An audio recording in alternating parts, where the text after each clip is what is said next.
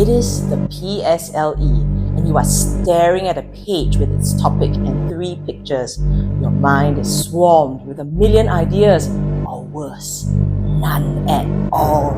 You only have one shot to hit the nail on the head and answer the question. At this point, don't panic. Here's a 4-step approach to make sure you never go out of point. Step 1. Define the topic. Define every word with synonyms or meanings. This gives you a general direction in which to write about.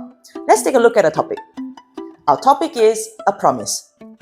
First, define every word. A means one only.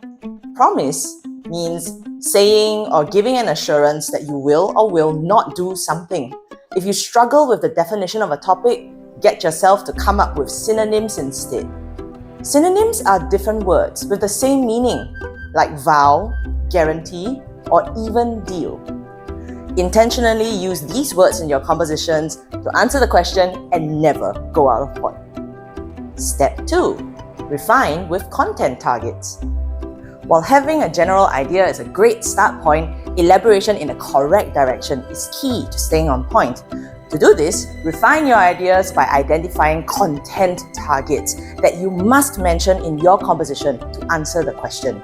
Content targets are specific places, people, actions, and feelings you must mention in your composition to answer the question.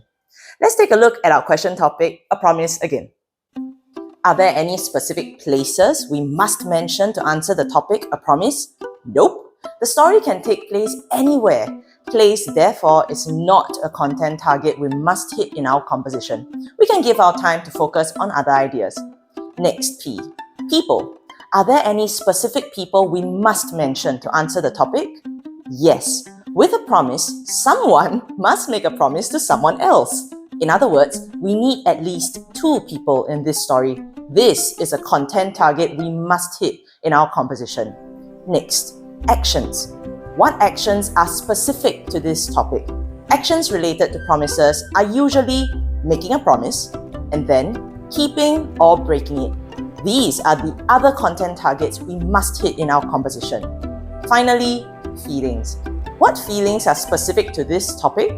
None! This is not a content target. And there you have it. Our specific content targets are actions and people. Hit your content targets with phrases or sentences that show or tell your reader more about the topic. Be as specific as possible. For example, let's focus on the content target, actions. What actions would show a promise being made, then kept, or broken? Here are some examples of actions taken to make, keep, or break a promise. Actions that show a promise being made could be hooking pinky fingers, holding a hand up to swear, or even shaking hands. Keeping a promise would look like pushing away the temptation to break the promise, like refusing to share a secret. Breaking a promise would look like revealing the secret that you promised to keep under wraps. These sentences and phrases help us to hit our content targets and answer the question. However, we are not done yet. There is still one more crucial part to the question.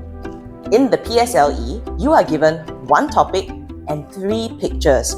You must write about at least one of the 3 pictures. The trick is to pick one and use it well. To do this, simply combine your content targets with your pictures into the same sentence. Step 3. Combine the picture with content targets. Referring back to the task sheet, let's use the picture of a burger. Combine the picture of a burger with an action of making a promise. For example, with a hand raised, her brother solemnly swore not to eat the burger that she had been saving for dinner. Do the same with an action of keeping a promise. He pushed the burger as far out of his sight as he could so that he would not be tempted by the juicy, delicious patties and crisp lettuce all on a sesame seed bun. Similarly, combine the picture of a burger with the action of breaking a promise. Going against his word, the greedy boy picked up the burger and stuffed it into his mouth. Now for the last part, putting it all together. Step 4. Connect the dots with question prompts. The prompts are designed to help you to think through a possible flow to your story. Yes, they're trying to help you. Shocking, I know. Now, let's arrange your prompts onto a timeline. The first prompt is, what was the promise? The promise would be made somewhere in the first part of the story. The second prompt is, who was or were involved? We would need to introduce the two characters, the promisor and the promisee, at the beginning of the story. The third prompt is, what happened in the end? We know that a promise must be kept or broken. This usually takes up the later half of the story. Now arrange your content sentences into your narrative, step back, and admire. Now, does your story answer the question? Always. But if you find yourself struggling with arranging your ideas into a narrative, look out for our next video on story elements. That's all for today. We hope that our video has been useful for you. If you like our content, please like, share, and subscribe. Till then, go be erudite!